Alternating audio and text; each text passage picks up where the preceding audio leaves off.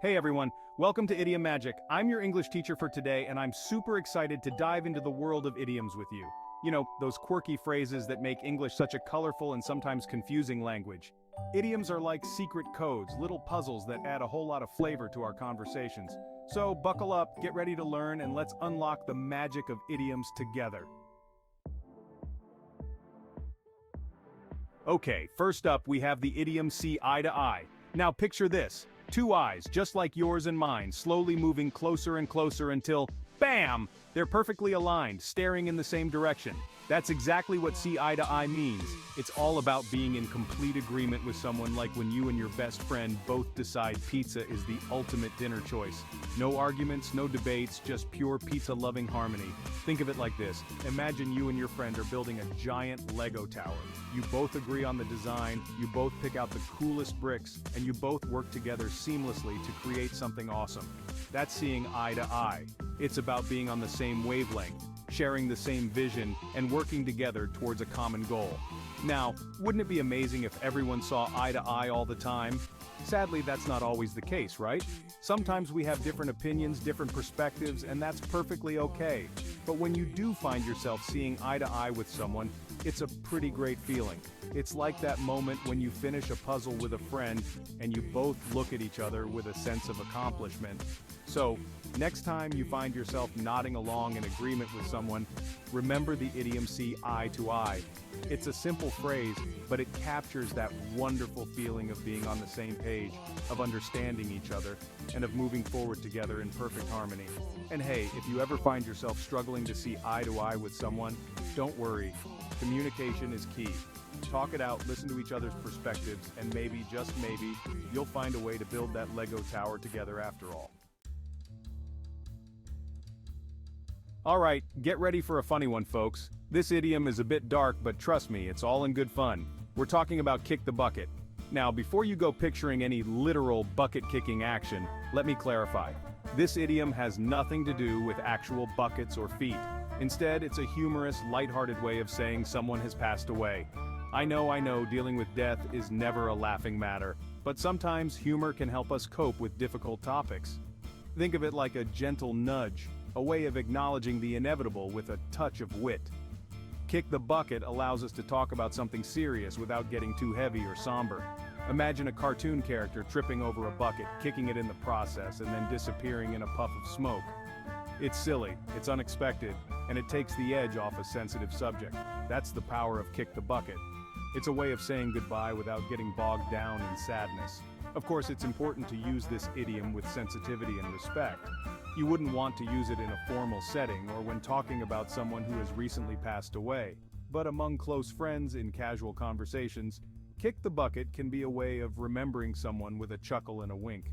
So the next time you hear someone use this idiom, remember it's not about literal buckets or kicking. It's about finding a little bit of humor in the face of life's mysteries, about saying goodbye with a smile, and about remembering that even in death, there can be a touch of lightness. Get ready for some juicy gossip because we're diving into the world of spill the tea. This idiom is all about revealing secrets, sharing exciting news, and basically dishing out all the latest scoop. It's like that moment when you're hanging out with your friends and someone leans in and whispers, "Okay, you won't believe what I just heard." Picture a steaming teapot filled to the brim with piping hot tea. Now imagine that teapot tipping over, sending a cascade of tea flowing everywhere. That's spill the tea in action. It's about letting loose, sharing all the juicy details, and basically quenching everyone's thirst for information. Think of it like this. You're at a party, and you overhear a conversation about a surprise engagement. You can't wait to tell your friends, so you pull them aside and say, "Okay, spill the tea, what's the story?" It's about sharing the excitement, spreading the news, and making sure everyone's in the loop. Now remember, spill the tea isn't about spreading harmful rumors or gossiping about people behind their backs. It's about sharing fun, lighthearted news that everyone can enjoy. It's about creating a sense of excitement, anticipation, and connection. So, the next time you have some exciting news to share or you're dying to know the latest scoop, remember the idiom spill the tea. It's a fun, engaging way to connect with others, share information, and keep the conversation flowing. And hey, who knows, maybe you'll even be the one spilling the tea next time. Okay, let's take a break from the excitement and talk about something we all experience from time to time, feeling a little bit under the weather. Now, this idiom has nothing to do with actual weather patterns or storm clouds. Instead, it's a gentle way of saying you're not feeling your best. Maybe you've caught a cold, or you're just feeling a bit run down.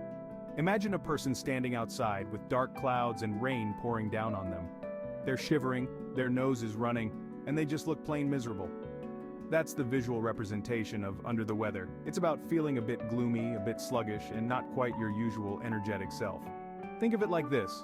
You wake up with a sore throat, a stuffy nose, and a general sense of blah. You don't have the energy to go for a run, you don't feel like cooking a big meal, and all you want to do is curl up on the couch with a warm blanket. That's being under the weather. It's about needing a little bit of TLC, a bit of rest, and a chance to recharge your batteries. Now, being under the weather is never fun, but it's a normal part of life. We all get sick sometimes, we all have days when we're not feeling our best. The important thing is to listen to your body, rest up, and take care of yourself. So, the next time you're feeling a bit under the weather, remember you're not alone. It's a temporary state, and with a little bit of rest and relaxation, you'll be back to your old self in no time. And hey, maybe you'll even appreciate those sunny days a little bit more after experiencing a bit of metaphorical rain. Get ready for a trip back in time, folks, because we're diving into Greek mythology with the idiom Achilles' heel. Now, you might be wondering, what does an ancient Greek hero have to do with English idioms? Well, let me tell you, Achilles' story holds a powerful metaphor that's relevant even today. You see, Achilles was a legendary warrior, practically invincible thanks to his mother dipping him in a magical river. But there was one tiny catch. His heel, the spot where his mother held him, remained vulnerable. And guess what? That one tiny weakness ultimately led to his downfall. So, what does Achilles' heel mean in everyday language? It refers to a person's weakness, their one fatal flaw, that one thing that can bring them down despite their strengths. It can be a fear, a bad habit, a lack of knowledge, anything that makes them vulnerable. Imagine a mighty superhero, capable of incredible feats, but terrified of spiders. That fear, that seemingly insignificant detail, becomes their Achilles' heel. It's the one thing that can make them stumble, hesitate, and potentially lose their grip on victory. Think of it like this. You might be a brilliant student excelling in all your subjects, but you struggle with public speaking. That fear of standing up and addressing a crowd becomes your Achilles' heel. It's the one thing that holds you back, that prevents you from fully embracing your potential. Now, everyone has an Achilles' heel. It's part of what makes us human. The key is to recognize our weaknesses, work on them, and try to minimize their impact. Just like Achilles could have protected his heel, we can take steps to address our vulnerabilities and become stronger, more resilient individuals. Well, there you have it, folks. We've explored 5 fantastic idioms. See eye to eye for agreeing with someone, kick the bucket for talking about death with a touch of humor, spill the tea for revealing exciting news, under the weather for feeling unwell, and Achilles' heel for highlighting a person's weakness. I encourage you to start using these idioms in your everyday conversations. They're fun, engaging, and they'll add a whole lot of color to your language. Remember, learning a language is about more than just memorizing words. It's about understanding the culture, the humor, and the unique expressions that make a language come alive. If you enjoyed this idiom adventure, be sure to subscribe to my channel for more language learning fun. We'll be exploring more idioms, diving into grammar mysteries, and unlocking the magic of English together. And hey, stick around for a blooper reel, because even English teachers make mistakes sometimes.